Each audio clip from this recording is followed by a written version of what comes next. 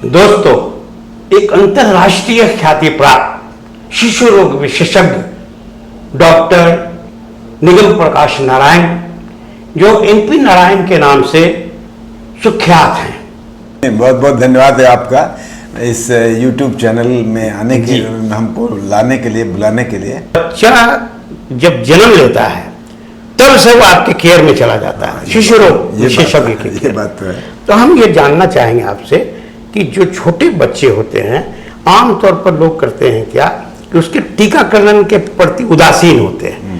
तो आप ये बताइए कि उदासीनता का प्रतिकूल प्रभाव बच्चे पर क्या पड़ता है? गार्जियन तो बाद में अफसोस करते हैं, इलाज कराते हैं, लेकिन बच्चे का जीवन बर्बाद हो जाता है टीकाकरण में उदासीनता पर। इस पर आप दो चार शब्द जरूर बोलें। देखिए, ये बहुत ही माकूल प्रश्न है आपका जी, और मैं आपके भावनाओं की कद्र करता हूं कि आप भी सेवानिवृत्त होने के बाद उसी तरह क्रियाशील हैं जिस तरह से हम हैं, तो काफी समानता हम लोग में है। जी, मैं आपको इस टीकाकरण के बारे में, जी, जैसा आपने प्रश्न किया है, जी, देखिए ऐसा है कि बच्चे का जो प्रथम टीकाकरण है, जिसके बारे में हम कभी कभी भूल जाते हैं, वो है कि स्तनपान। जी, जो बच्चा माँ का दूध अगर न ले जी, तो उसमें उसको बहुत से रोगों की जो लड़ने की क्षमता है वो नहीं प्राप्त होती है।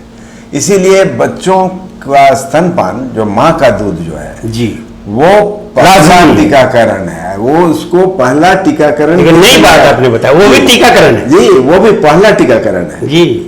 तो इस बात को हमारे दर्शक जरूर जान लें कि ये एक जो बहुत बड़ी नियामत है जो भगवान ने हमको दी है। जी, जी, वो अपना दूध, जी, माँ जो बच्चे के लिए ही बना होता है जी, अगर माँ उसको पिला दें जी, तो प्रथम टीकाकरण तो वहीं पर तो वहीं जाता है। बहुत सारे रोगों से सुरक्षित बच्चा हो जाता है। आप जान लें कि अगर माँ को सर्दी हो जाए जी, तो भी बच्चा माँ का ही दूध ले जी, चूंकि उस वक्त क्या होता है कि माँ का दूध जो है, जो सर्दी के लिए जो प्रतिरोधक शक्ति है जी, उसमें वो आ जाती है जी, तो बच्चा सुरक्षित हो जाता है। ये तो बहुत अच्छी जानकारी। और बड़ी बात यह है कि लोग समझते हैं कि अगर माँ को सर्दी हो गई तो बच्चे को दूध बंद कर देना। हाँ। बिल्कुल गलत धारणा है जी, क्योंकि उस वक्त जो है माँ ऐसे दूध को बना रही है जी, जो सर्दी के लिए लाभकारी है। तो इसीलिए कभी बंद नहीं करना, बल्कि चूंकि माँ के नाक और मुंह से वायरस निकल सकता है जी, सर्दी खांसी की वजह से, तो माँ चुन्नी को ओढ़ ले और चुन्नी को जो है माँ अपने नाक और मुंह के आगे रख ले जी, लेकिन स्तनपान बंद नहीं करना है। बहुत अच्छा, माँ का दूध पिलाते ही रहे। बहुत अच्छी, ये बहुत बड़ी बात है, एकदम नई बात, मैंने भी अभी जाना। ये बहुत इंपॉर्टेंट है।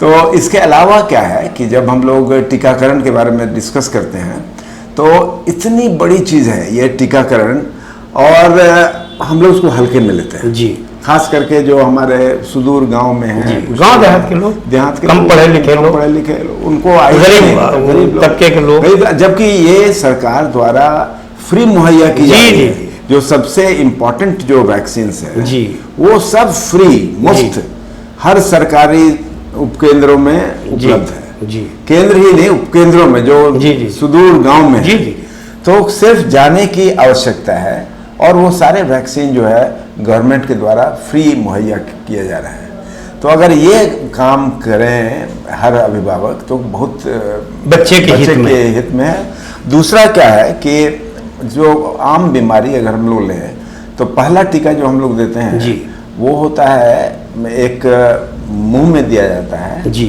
OPV, और साथ में दिया जाता है एक हेपेटाइटिस बी जी।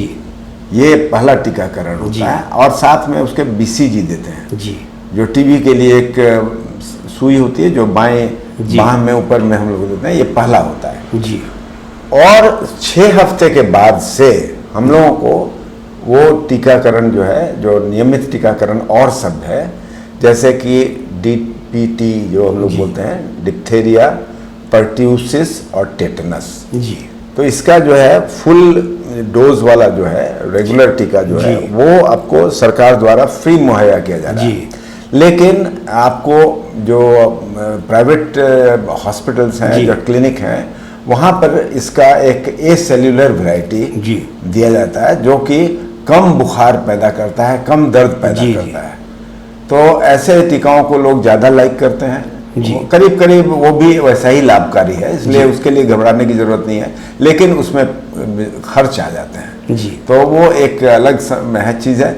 जो अफोर्ड कर सकते हैं, जो अपने बच्चों के लिए खर्च कर सकते हैं, जो पैसे वाले हैं, वो गरीब आदमी के लिए तो हॉस्पिटल है ही, गरीब आदमी के लिए बराबर हॉस्पिटल है, उसमें कोई दिक्कत नहीं है। हॉस्पिटल में उसको सारी चीज़ उपलब्ध है तो इसीलिए कभी निराश होने की जरूरत नहीं है। टीकाकरण जो है उसके बाद 6 हफ्ते के बाद फिर हम लोग एक महीने के अंतराल पर 3 बार उसी चीज का टीका जो अभी बताया, डिप्थेरिया है ना, पर्ट्यूसिस और टेटनस, तो डीपीटी जो है वे तीनों चीज का टीका जो है 3 बार दिया, 3 बार देना, 6 हफ्ते, फिर उसके बाद 10 हफ्ते और फिर 14 हफ्ते। टाइमली देना चाहिए, टाइमली देना चाहिए। लेकिन अगर लेट हो ये आपको ये बहुत इंपॉर्टेंट क्वेश्चन क्या है, जो कि आना कभी कभी हो जाता है, कभी आदमी के दिमाग से उतर जाती है बात, कभी आ नहीं पाया, या बच्चा पहुंच नहीं पाया, या बच्चा किसी वजह से थोड़ा इंडिस्पोज्ड हो। कभी कभी लोग समझते हैं कि हल्की सर्दी खांसी में भी बच्चे को टीका नहीं दिलाना, उसके वजह से भी भ्रांतियां बहुत हैं। तो उसमें बुखार नहीं होना चाहिए, लेकिन अगर मामूली सर्दी खांसी है तो और मामूली अगर पेट भी गड़बड़ है तब भी आप दे सकते हैं। तो इसलिए टीकाकरण को आप जो है बंद नहीं करें। नहीं तो डॉक्टर पास ले जाए, अगर टीकाकरण के लायक नहीं होगा तो वो डॉक्टर खुद कहेंगे कि आप, इसलिए वो कोई इशू नहीं है। इसलिए इस ग्राउंड पर न रोकें कि बच्चे की तबीयत खराब है, ये नहीं। और उसके अलावा मैं ये भी बात बताना चाहूंगा कि अगर किसी कारणवश देर हो भी गई हो तो निराश होने की जरूरत नहीं है, इसलिए कि बच्चा उस वक्त जो है समुचित उसमें शक्ति नहीं प्राप्त होती है उस रोग से लड़ने की, लेकिन कुछ तो आ जाता है। उसके बाद भी अगर आप मान लीजिए 1 महीने का गैप हो गया या 2 महीने का गैप हो गया, तो फिर भी आप उसको फिर से पुनः स्टार्ट कर सकते हैं और फिर से सेम डोज उसको कैलकुलेट करके ही काम आगे बढ़ सकते। तो फिर से नए सिरे से देने की जरूरत नहीं है, बढ़ चुका है उसको, उसके बाद उसको गिन दिया जाएगा। उसकी गिनती करते हुए हम लोग आगे बढ़ते हैं। इसलिए कभी भी निराश होने की जरूरत नहीं है। कोशिश करिए जरूर कि निर्धारित समय पर पहुंचें, लेकिन अगर निर्धारित समय पर न भी पहुंचे हो तो अगर देर हो गई हो तो किसी तरह की एक होता ना मानसिक ये जो है हीन भाव नहीं होना है। आपको पहुंचना है डॉक्टर के पास, वो फिर से पुनः स्टार्ट कर देंगे टीकाकरण। और इन तीनों डोज के बाद जो है हम लोग आते हैं 6 महीने की अवस्था में। तो 6 महीने की अवस्था में हम लोग करते हैं टीकाकरण जो है वो टाइफॉइड को आजकल हम लोग देते हैं, जो टाइफॉइड कंजुगेट वैक्सीन के नाम से आजकल आता है, और उसकी एक ही बार देने से उसको वो बराबर के लिए टाइफॉइड से मतलब लड़ने की शक्ति आ जाती है। और टाइफॉइड आप जानते हैं बहुत ही अपने देश में परेशान करने वाला की बीमारी है। तो इसलिए हम लोग जो है वो टाइफॉइड का टीका जो है 6 महीने पर ही देना चाहते हैं। और साथ में हम लोग फ्लू का टीका, आपने देखा होगा आजकल फ्लू बराबर जो है विभिन्न तरीकों से आता है, विभिन्न रूप में आता है, और सब के लिए ये फ्लू का टीका बहुत उपयोगी होता है, बहुत जरूरी। तो वो फ्लू का टीका 6 महीने पर एक बार देते हैं, टाइफॉइड और फ्लू, और फिर 1 महीने के बाद उसके फ्लू का दूसरा डोज भी दिया जाता है। तो इससे बच्चा फ्लू से बिल्कुल जो है बच जाता है। तो एक ये हो गया। उसके बाद हम लोग 9 महीने में जाकर जो है मेजल्स या MMR, हम लोग कोशिश करते हैं कि MMR दिया जाए, जिसका मतलब होता है मेजल्स, मम्प्स और रूबेला। ये 3 बीमारियों के खिलाफ जो है टीका पड़ता है, जिसको MMR बोलते हैं हम लोग, MMR वैक्सीन। तो वो चमड़े के नीचे दिया जाता है, इसलिए उसमें कोई बहुत ज़्यादा पेन होता नहीं है, लेकिन उसको जरूर दिलवाना चाहिए। और जैसा हमने कहा सरकारी संस्थाओं में ये उपलब्ध है, तो वो MMR का टीका जरूर आप बच्चे को दिलवाएं 9 महीने में। तदोपरांत आप जो है 12 महीने के बाद एक बार हेपेटाइटिस A नाम का टीका होता है, वो देते हैं हम लोग। और साथ में एक टीका होता है जिसको आजकल आपने देखा होगा, एक्यूट एन्केफेलाइटिस सिंड्रोम। जी। तो उसमें एक बीमारी होती है जिसके कारण वो एक्यूट एन्केफेलाइटिस सिंड्रोम होता है, जिसको बोलते हैं जापानीज एन्केफेलाइटिस। जी जी। तो जेई उसका शॉर्ट फॉर्म में जेई। तो जेई का टीका जो है जी, वो हमारे प्रांत में खासकर जी जरूर देना चाहिए। जी। तो वो आपको हेपेटाइटिस ए के साथ हम लोग एक देते हैं और एक फिर 1 महीने के बाद देते हैं। जी। लेकिन अगर एक भी दे दे तो सुरक्षित बच्चा हो जाता है, लेकिन डोज पूरा कर लेना चाहिए। तो ये आपको 2 हो गए 12 महीने और फिर 13 महीने में। जी। और उसके बाद 15 महीने में जाकर हम लोग जो है एक टीका है जिसको कि हम लोग पहले हमने आपको बताया था कि 6 वीक, 10 वीक और 14 वीक में डीपीटी। जी। उसके साथ एक निमोकोकल का टीका भी आजकल फ्री में दिया जा रहा है। जी। और उसी की पुनरावृत्ति हम लोग निमोकोकल टीके की करते हैं 15 महीने में। और 15 महीने में इसलिए हम लोग एक बार पुनः जो है निमोकोकल टीका जो है वो देते हैं साथ में, और साथ में एमएमआर को भी फिर से एक बार रिपीट करते हैं। तो ये देने से बच्चा बिल्कुल सुरक्षित होता है। उसका 1.5 साल में फिर एक बार डीपीटी का जो बूस्टर कहते हैं जी, वो बूस्टर टीका देते हैं, और उसके बाद 4 से 6 साल के बीच में दूसरा बूस्टर देते हैं। जी। तो अगर इतना काम हमारे जितने भी दर्शक हैं अपने बच्चों को दिलवा दें तो ये एक उनका बच्चा स्वस्थ रहेगा। और डॉक्टर साहब ये पोलियो वाला जो मामला है तो उसके लिए क्या करना? देखिए, पोलियो के लिए आजकल जैसा हमने कहा आपको कि पोलियो का इंजेक्टेबल टीका आजकल जो है वो सब में समावेशित होता है। जितने भी हम लोग देते हैं ना वो उसमें पोलियो कवर कर जाता है इंजेक्टेबल। इसीलिए हमको लगा कि पोलियो का पहली खुराक मुंह में दिया गया जी, और उसके बाद जितना भी खुराक है वो डीपीटी के साथ अटैच्ड है। तो ये जानकारी में डीपीटी इंजेक्शन पहले होता था कि पोलियो का टीका जी इंजेक्शन के तौर पे उसमें मिला होता है जी। क्योंकि अब कोशिश की जा रही है अपने देश में भी कि ज्यादा से ज्यादा ड्रॉप की बजाय अब हम लोग इंजेक्शन के फॉर्म में दे करके, चूंकि पोलियो अब इराडिकेट हो गया हमारी कंट्री से, लेकिन पुनः नहीं आ जाए इसलिए हम लोग सावधानी बरत रहे हैं। लेकिन ये सब टीका जो है आपके यहाँ उपलब्ध है, और जो आपकी सरकारी संस्था है आप उसका जरूर लाभ उठावें, और फ्री में तो मिलता ही है, और कभी भी जरूरत हो तो आप किसी प्राइवेट क्लिनिक में भी जाकर कर सकते हैं। बिल्कुल, अब एकदम सेफ है। और उसमें आपको एसेल्युलर वैरायटी जिसके बारे में हमने कहा आपको, तो वो उसका देने से बहुत कम बुखार और बहुत कम दर्द होता है बच्चे को, और बच्चा बहुत अच्छे से उसको झेलता है। आपने डॉक्टर साहब टीकाकरण के बारे में इतनी जानकारी दी कि मुझे लगा कि मैं भी बहुत अपग्रेड हुआ मैं भी बहुत अपग्रेड हुआ। और अपने व्यूअर्स को भी मैं कहना चाहूँगा कि डॉक्टर साहब ने जो मशवरा दिया है वो आप तमाम लोगों के हित में दिया है।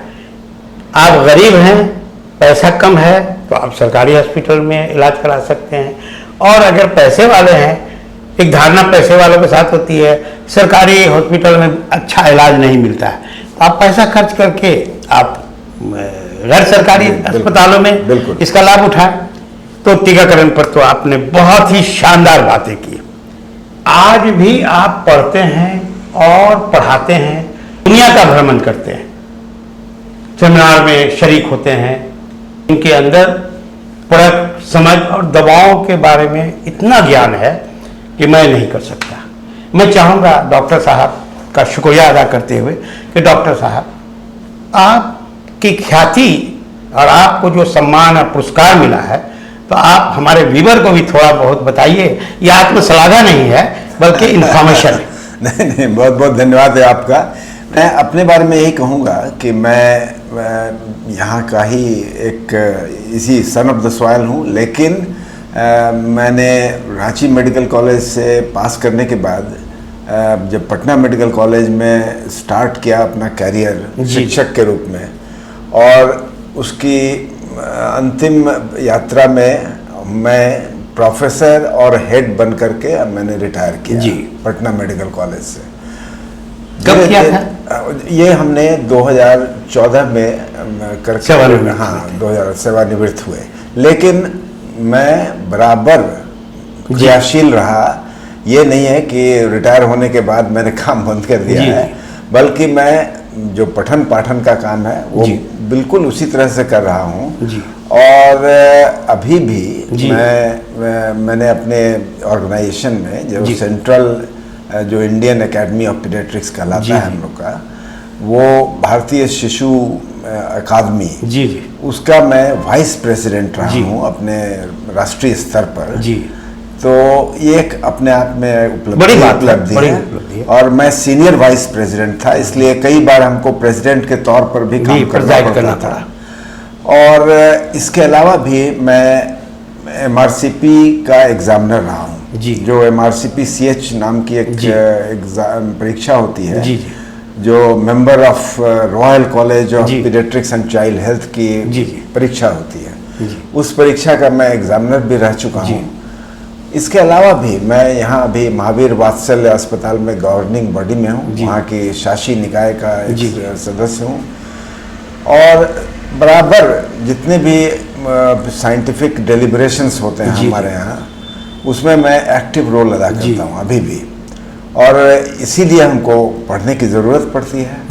और जब हमारे मरीज़ इतने हैं यहाँ पर, तो वो भी हमको पढ़ने के लिए प्रेरित करते हैं, क्योंकि कुछ न कुछ नई बातें जाननी है और नया इलाज, नया इलाज जानना है। तो हम बराबर जो है अध्ययन में रत रहते हैं। इसके अलावा कि हमको ये पेशेंट केयर करना पड़ता है, मरीजों को देखना पड़ता है, सुबह शाम मिला के 5-6 घंटे हमारे इसमें चले जाते हैं। लेकिन जो बचे घंटे हैं उसको हम अपने अध्ययन के लिए यूटिलाइज करते हैं। हम आपके टाइम मैनेजमेंट से वाकिफ हैं। यहाँ लोग पहले पता लगाते हैं कि पटना में है कि नहीं सर। जी हाँ। अपना काम जो है सिर्फ पेशेंट केयर नहीं और पैसा कमाना नहीं, बल्कि कुछ समाज को देना, कुछ नई चीज़ पेशेंट को देना, इसमें मैं बराबर लगा रहता हूँ। और साथ साथ अपने स्वास्थ्य का भी ख्याल करता हूँ। मैं सवेरे उठ करके 45 मिनट योगा करता हूँ, और उसके बाद मैं कम से कम 1 घंटे टेनिस खेलता हूँ या जूम में टहलता हूँ। तो ये मेरी प्रेरणा है। ये मेरी यंग डॉक्टर्स के लिए ये मेरी रूटीन है, जो कि मैं कभी भी डिस्टर्ब नहीं करता हूँ। चाहे मैं कुछ लेट भी सोऊं, लेकिन खाने पीने में भी आप बड़ा संयमी हैं। जी, इस खाने पीने में भी मैं बहुत संयमी हूँ। और कभी भी मैं बाहर ज़्यादा नहीं खाता हूँ। अगर खाने की व्यवस्था भी हुई तो मैं कम से कम खा के काम चला लेता हूँ। और आमतौर से बहुत सादा ही जीवन है, और लेकिन इसके बावजूद भी काम करने की प्रवृत्ति हमको है अभी भी। और अभी भी हम क्रियाशील हैं। देखिए, है क्या डॉक्टर साहब कि मैंने भी यूट्यूब चैनल को जो ओपन किया है, खुला है, तो सेवानिवृत्त तो मैं भी सेवानिवृत्त अधिकारी हूँ। मैंने सोचा कि अपनी ज़िंदगी को मैं घर में बैठकर अच्छा खाना खाकर परिवार के साथ रहकर गुजार सकता हूँ, लेकिन अगर हम समाज के लिए अपने जीवन को उसका एक बड़ा हिस्सा दे दें, अवेयरनेस के लिए, जागरूकता के लिए, तो बहुत अच्छा होगा। तो इधर हमने डॉक्टर JK सिंह साहब, कैंसर रोग विशेषज्ञ, वो भी इंटरनेशनल फेम के डॉक्टर हैं, उनसे कई इंटरव्यूज लिए, उसे लोगों ने पसंद किया। डॉक्टर हाई साहब से लिया, उसे बहुत लोगों ने पसंद किया।